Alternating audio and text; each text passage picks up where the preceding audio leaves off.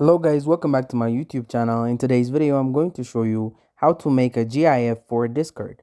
So first of all you need to have a video file which you wish to make into a GIF or just a gift which you want to go and add some text to and maybe edit it a little bit.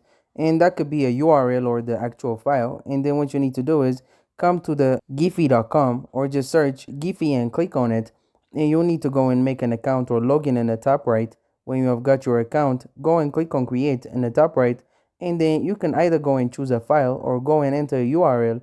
You can go and trim it, and when you're ready, click on continue to create. You have got things like text, stickers, and filters. So there are quite a lot of things you can do here.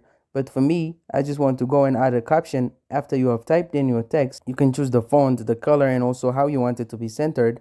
Click on the plus button and it will then be added. And then what we can do is go and resize it. Once you are ready, you can then click on continue to upload, and you can then click on upload Giphy in the bottom right, and it will now be uploading. Once it's finished, you will be taken to it, and that we can do is go and click on share just to the right and click on copy gift link.